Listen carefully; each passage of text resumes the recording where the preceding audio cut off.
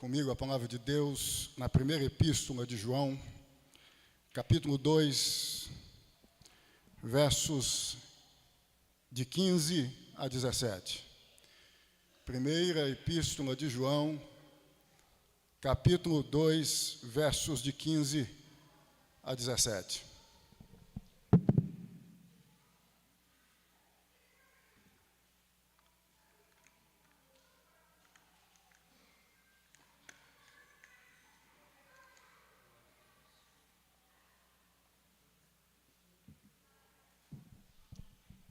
Assim diz a santa e bendita palavra de Deus. Não ameis o mundo, nem as coisas que há no mundo. Se alguém amar o mundo, o amor do Pai não está nele. Porque tudo que há no mundo, a concupiscência da carne, a concupiscência dos olhos e a soberba da vida, não procede do Pai, mas procede do mundo. Ora, o mundo passa, bem como a sua concupiscência. Aquele, porém, que faz a vontade de Deus, permanece eternamente. O amor que Deus odeia. O amor que Deus odeia é o tema da nossa meditação. Deus amado, Deus santo, eis-nos aqui mais uma vez diante do Senhor, com propósito único de ouvirmos a tua voz. Deste modo pedimos que tu venhas falar conosco. Ó Deus, que tu venhas orientar-nos mediante a palavra do Senhor, acerca do mal que é vivermos de acordo com as propostas mundanas, de acordo com o mundo. Ó Deus, que tu possas usar-me, em o nome de Jesus. Amém e amém. O amor que Deus odeia. Meus irmãos e minhas irmãs, eu penso que vocês sabem que a primeira epístola de João foi confeccionada provavelmente no ano 90 de Éfeso, depois de Cristo. Isto porque, a partir do ano 70 depois de Cristo, por causa da destruição de Jerusalém, promovida pelos romanos, muitos judeus resolveram não mais residirem em Jerusalém. Então, nós entendemos que, provavelmente, João está em Éfeso, quando mesmo confecciona esta carta, esta primeira epístola, com o propósito de encaminhar a mesma, não a um endereço fixo, mas a todos os cristãos, discípulos e discípulas de Jesus, que residiam na Ásia Menor, atual Turquia. Vocês sabem também que a primeira carta de João, ou a primeira epístola de João, é conhecida como a Epístola do Amor. Se nós observarmos o capítulo 4 precisamente, nós vamos notar que João destaca que Deus é amor e o amor procede de Deus. É a carta ou a Epístola do Amor. Se nós observarmos precisamente o capítulo 2, nós vamos notar que João destaca nas entrelinhas que há um amor que Deus odeia, que há um amor que Deus repudia. Deus é amor, isto é certo. É ponto pacífico entre nós. Mas nós temos que entender que há um amor que Deus odeia, que há um amor que Deus repudia, que há um amor que Deus condena. Por isso que João começa o verso 15,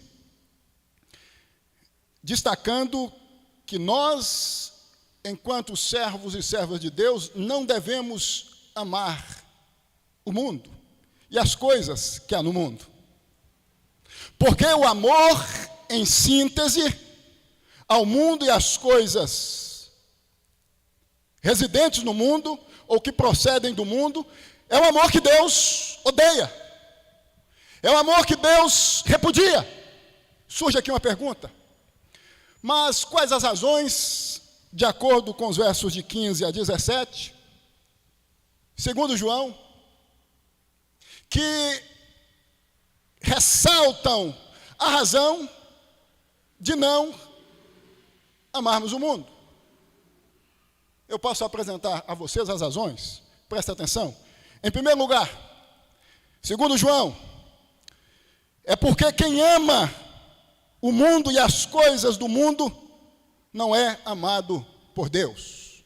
Quem ama o mundo e as coisas do mundo não é amado por Deus. Se não, observem comigo o que diz aí, o verso 15, quando mesmo destaca: não ameis o mundo nem as coisas que há no mundo. Se alguém amar o mundo, o amor do Pai não está neste. A primeira razão de não amarmos o mundo nem as coisas que há no mundo é porque quem ama o mundo e as coisas que há no mundo não é amado por Deus. É preciso entendermos que amor aqui significa intimidade, comunhão, relacionamento íntimo com o mundo. É afinidade total com o mundo e com as coisas que há no mundo. É estabelecer, portanto, um relacionamento íntimo com o mundo e com as coisas que há no mundo. Nós também precisamos entender que a palavra mundo aqui significa sistema. Não tem a ver com o espaço físico, mas com o sistema. Então João está dizendo nas entrelinhas: quem ama o sistema mundano, neon, e as coisas procedentes deste sistema, não é amado por Deus. As pessoas que amam o mundo e as coisas que há no mundo não têm o amor de Deus. Não há compatibilidade entre o amor a Deus e o amor ao mundo. São duas coisas incompatíveis, opostas, antagônicas. Segundo João, é praticamente impossível amarmos a Deus e amarmos o mundo, já que o mundo anda na contramão da vontade de Deus, já que o mundo anda na contramão do que Deus é, do que Deus representa. Quem ama o mundo e as coisas do mundo, é importante destacarmos aqui, é capaz de se sacrificar em prol do sistema mundano e das coisas que procedem desse sistema. É a ideia de sacrifício, é a ideia de viver se sacrificando em prol do mundo e das coisas do mundo. E nós vemos hoje uma quantidade significativa de pessoas vivendo nesta condição. É o apego, é a paixão pelas coisas mundanas, pelo sistema mundano. É o apego, é a paixão que faz com que pessoas não venham romper esta relação íntima com o mundo e com as coisas pertinentes ao mundo. Portanto, cabe aqui uma pergunta: como nós podemos distinguir quem é de Deus e quem não é de Deus? Segundo João, a partir do envolvimento, do relacionamento com Deus ou com o mundo. Nas entrelinhas, João tem um propósito de dizer o seguinte: vocês desejam ver se alguém de fato ama Deus, se alguém de fato está voltado a Deus e às coisas de Deus. Observem este alguém. Se este evidenciar que ama demasiadamente o mundo e as coisas que procedem do mundo, este está evidenciando que não foi alcançado ou alcançada pelo amor de Deus. Porque é incompatível. O amor ao mundo é o amor que Deus odeia. Isso significa que não há relacionamento, que não há relação, que não há proximidade entre quem ama a Deus e quem ama o mundo e as coisas residentes no mundo ou que procedem do mundo. É preciso destacarmos duas coisas com relação a isto. A primeira, com relação aos cristãos, é que João está convidando-nos a nos desapegarmos do sistema mundano. a não ficarmos apegados ao sistema mundano, às filosofias mundanas, à proposta de vida mundana, à cosmovisão mundana. O cristão é alguém que não está nem aí para o que o sistema mundano dita enquanto ritmo no tocante às questões comportamentais e éticas. O cristão tem uma única preocupação: amar a Deus sobre todas as coisas e viver de acordo com a vontade de Deus. João está dizendo: vocês cristãos, que são objetos do amor de Deus, que são amados por Deus, vocês devem viver neste mundo sendo desapegados. Ou seja, não estabelecendo nenhum vínculo, nenhum compromisso, nenhum relacionamento com o sistema mundano, com neon. Desapego. Desapego do sistema que enaltece os aplausos aos homens e não a Deus. Desapego, portanto, do sistema que põe o homem como centro de todas as coisas, como a medida de todas as coisas. Desapego ao sistema que diz que o que importa é agradar aos homens e não a Deus. Desapego ao sistema que diz que vale tudo na vida, do é proibido proibir. Desapego ao sistema que faz questão de dizer às pessoas que estão envolvidas no mesmo que elas devem viver neste mundo de acordo com o que elas bem entendem acerca das questões éticas e comportamentais. Desapego a esta filosofia que destaca que proibir não é a melhor alternativa, não é o melhor caminho. Desapego ao sistema do culto ao corpo, do hedonismo, do narcisismo, do dar vazão aos desejos, às vontades mais sujas, mais pecaminosas, residentes em corações totalmente depravados, corruptos, alienados de Deus. Vocês sabem que nós vivemos em uma sociedade hedonista, que cultua o corpo, narcisista, em outras palavras, que tem como única preocupação viver em função dos prazeres carnais mundanos. João está dizendo aos cristãos: vocês não devem viver como os pagãos, vocês não devem viver como os que vivem de acordo com as regras do mundo, de acordo com as propostas mundanas, o sistema da desonestidade.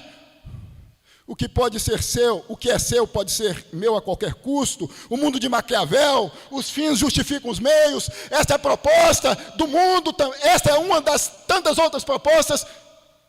O mundo. O que importa é você se dar bem na vida, dane-se o outro, dane-se os princípios. É o mundo de Maquiavel, é o mundo de Nietzsche, é o mundo onde o que importa é colocar o homem como centro de todas as coisas e Deus a parte da existência. Então, segundo João, em primeiro lugar, nós devemos amar a Deus e não ao mundo, porque quem ama o mundo não é amado por Deus. A segunda coisa que nós temos que observar, nós vimos que a proposta aqui é fazer com que os cristãos venham desapegar do sistema mundano. A segunda proposta é fazer com que os cristãos venham se desapegarem das coisas mundanas. Das coisas mundanas, dos bens, das propriedades. É não viver confinado e confinada nessas coisas, é não viver rendido e rendida a essas coisas. Vocês sabem que a sociedade dos nossos dias é a sociedade da moeda, é a sociedade do ter e não do ser, é a sociedade que enaltece as coisas e não as pessoas, é a sociedade que enaltece a moeda, os recursos, as propriedades e não o ser. Então João está dizendo, é preciso que vocês cristãos venham se desapegar do sistema mundano e das coisas pertinentes a esse sistema. Do que esse sistema tem como o que é importante, o que deve ser visto com valor, desprendimento das coisas. Mas, em segundo lugar, João vai destacar que nós não devemos amar o mundo enquanto servos e servas de Deus, porque o mundo é efêmero, transitório, passa rápido. É o que destaca o verso 17. O mundo passa. Nós não devemos amar o mundo, nem as coisas que há no mundo, porque o mundo passa e as coisas que estão presentes no mundo passam. Em outras palavras, João está dizendo o seguinte: amar a Deus é amar o que representa a eternidade, amar o mundo é amar o que representa o que é transitório, o que passa. Tem muita gente apegado, rendido e rendida nas coisas, no mundo, que passam. João está dizendo: não ameis o mundo, em primeiro lugar, porque quem ama o mundo não é amado por Deus. Em segundo lugar, porque quem ama o mundo está amando o que é efêmero, o que é transitório, o que passa, o que vai deixar de existir. Não se apegue ao que é transitório, ao que é efêmero, ao que há de passar, ao que há de deixar de existir. Se apegue ao que é eterno, isto é Deus. Dedique a sua vida exclusivamente a Deus e as coisas de Deus. Tem muita gente apegada ao que passa. Tem muita gente vivendo de acordo com o mundo, se sujeitando ao mundo, porque não entendeu ainda na alma que tudo que tem a ver com o mundo e que as coisas e com as coisas relacionadas com o mundo passam. A gente vai deixar de existir em algum momento. A morte faz parte da vida, é inevitável. João está dizendo a todos os cristãos residentes na Ásia Menor, atual Turquia: se apeguem a Deus, se apeguem a Deus. Viva em prol do reino de Deus e não em prol das coisas mundanas. Não se encantem com o poderio, talvez, está dizendo João, de Roma, com a pompa, com a luxúria, com a riqueza romana. Isso há de passar. É transitório, é efêmero. O mundo passa. Os prazeres mundanos passam. Quantos jovens apaixonados pelos carnavais da existência, prazeres relacionados aos carnavais da existência. Quantos jovens frustrados, quantos jovens traumatizados, porque vivem em função dos prazeres mundanos. Os carnavais passam, os prazeres passam, e o que vem é uma sequidão na alma, porque a ideia é de buscar nessas coisas preenchimento para o vazio que reside no homem, na interioridade, na alma, na subjetividade humana, vazios que só Deus pode preencher. O mundo passa, as coisas mundanas passam. Mas em terceiro lugar, João vai dizer que quem ama a Deus não deve amar o mundo e as coisas do mundo, porque o mundo possui algemas que escravizam. Primeiro, porque quem ama o mundo não é amado por Deus. Segundo, porque o mundo e as coisas do mundo passam. Terceiro, porque o mundo possui algemas que escravizam. É o que destaca o verso 16. Quais são essas algemas? O verso 16 diz: concupiscência da carne, concupiscência dos olhos e a soberba da vida. São as algemas, as coisas do mundo que escravizam, que fazem com que pessoas venham viver em cárceres existenciais, em prisões existenciais, escravizam.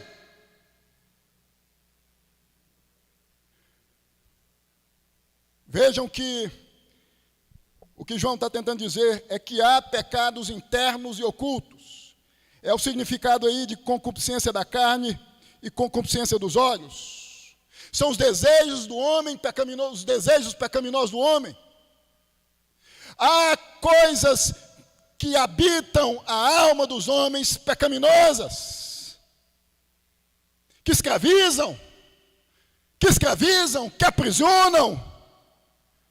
É isso que João está dizendo. A soberba da vida tem a ver com o desejo de ostentar o que se conquista na vida, com o desejo de ostentar o que é conquistado na vida. Em outras palavras, em síntese, João está dizendo, existem coisas no mundo que escravizam pessoas, ou seja, que fazem com que pessoas venham viver exclusivamente em função destas coisas. A pornografia está aí relacionado aos prazeres carnais. O roubo está aí relacionado também a um desejo desenfreado por ter as coisas com a finalidade de ostentá-las, soberba da vida. E tantas outras coisas que têm mais a ver com o mundo, coisas que escravizam, que faz com que pessoas venham viver unicamente rendidas a estas coisas.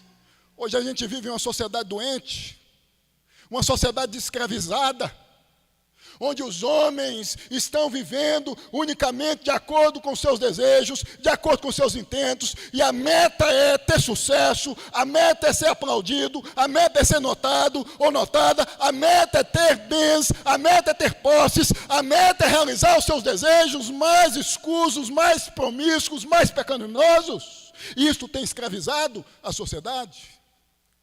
Há 2 anos atrás, eu perdi um amigo, jovem, de 30 e poucos anos, porque com a chegada da pandemia, o seu negócio foi à falência.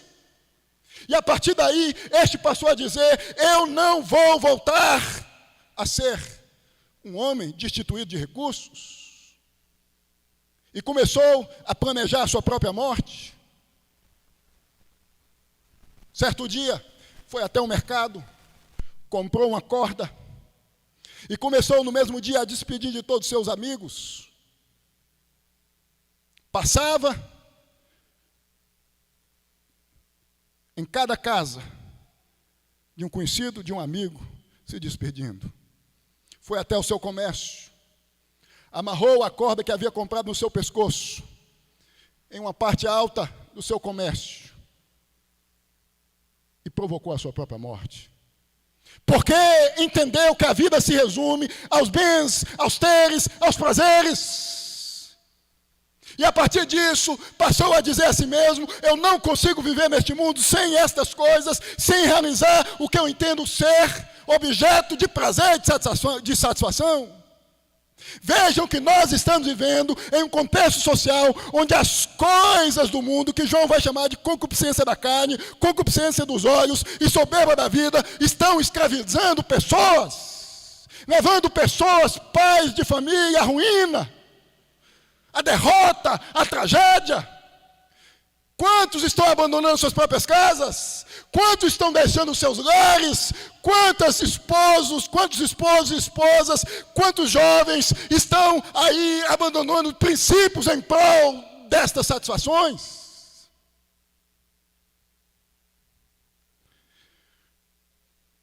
Nós não devemos amar o mundo, mas a Deus, porque no mundo há algemas que escravizam. Existem muitas pessoas escravizadas, sendo manobradas, maestradas por essas coisas. Coração corrupto, desejos pecaminosos, que desdobra em ostentação, conquistar para mostrar, soberba da vida. Isto escraviza. Quem vive de acordo com a proposta de vida do mundo, vive escravizado. Não dorme. Não dorme. Não tem paz. Não tem tranquilidade. Porque o mundo é marcado por esta agitação, por esta insatisfação. Essa coisa que não sacia a alma. Eu já disse como bem pontuou João Calvino no contexto da Reforma Protestante do século XVI, só Deus pode saciar a alma humana. Só Deus por meio de Jesus. E por fim, em quarto e último lugar, nós devemos amar a Deus e não ao mundo, porque quem ama o mundo vive de acordo com a vontade do mundo e não de acordo com a vontade de Deus. E quem vive de acordo com a vontade do mundo não terá a vida eterna. É o que destaca o verso 17 em sua parte final. Quem faz a vontade de Deus permanece eternamente. Em outras palavras, João está dizendo o seguinte: há os que vivem segundo o mundo, esses são filhos do diabo. Esses são filhos do diabo. Há os que vivem segundo Deus, que amam a Deus, esses são filhos de Deus. O resultado de quem vive segundo o mundo, o resultado de quem é filho do diabo, o resultado de quem é rendido e rendida às coisas oriundas do mundo, portanto, vivem de acordo com as propostas de vida que oriundas do inferno, de Satanás, não terão a vida eterna. E vida eterna aqui tem a ver com viver, existindo, gozando das bem-aventuranças por toda a eternidade. O oposto é condenação eterna, é castigo eterno. Como destacou Jesus em Mateus 25, versículo 46, o adjetivo que qualifica a vida é o mesmo que qualifica o castigo. Assim, o castigo é eterno, como a vida é eterna. É preciso nós destacarmos isto, porque existe uma filosofia ou uma proposta teológica que diz o seguinte, que os ímpios não hão de viverem por toda a eternidade no inferno, debaixo de tortura e de dor, porque, na verdade, serão aniquilados. Não haverá castigo. O que haverá será aniquilação, destruição total dos ímpios. É a ideia chamada aniquilacionismo. Os adventistas, por exemplo, sustentam isto, entre tantos outros. A palavra de Deus diz que a vida será eterna e o castigo também será eterno. Jesus reproduziu isto muito bem, como disse em Mateus 25, versículo 46. João está dizendo que o resultado de quem vive amando a Deus e aborrecendo das coisas do mundo e andando na contramão da proposta de vida do mundo, vivendo de acordo com a vontade de Deus, no fim, haverá de gozar das bem-aventuranças eternas. Louvado seja Deus. Eu concluo esta mensagem destacando, meus irmãos, que o tipo de amor que nos impulsiona na vida define a nossa identidade diante de Deus, o nosso destino eterno. O tipo de amor que nos impulsiona na vida define a nossa identidade diante de Deus, o nosso destino eterno. Onde estará o teu tesouro? Estará o teu coração. É preciso nos autoexaminarmos. O que tem mais preocupado a mim e a você? O que tem mais nos incomodado? O desejo que temos de não sermos fiéis a Deus como deveríamos ser, ou o desejo de possuirmos as coisas? De termos sucesso na vida, não tem nada errado com relação a isto. A questão é que é o que é primazia, o que é prioridade, o que está na primeira agenda da sua existência. Quem você ama mais, a Deus ou as coisas? Quem você ama mais, a Deus ou o mundo? Quem você ama mais? Isso definirá em quem você está e para onde você irá. Salvo ou não salvo? Céu ou inferno? O que mais agita a sua alma, o que mais impulsiona a sua alma, o que mais movimenta a sua alma, qual onda te impulsiona mais, qual movimento interno, subjetivo, te incomoda mais? O que está relacionado com o mundo ou o que está relacionado com as coisas de Deus? No ano de 1572, aconteceu um massacre na França, a chamada Noite de São Bartolomeu. Cristãos calvinistas reformados chamados huguenotes, mortos.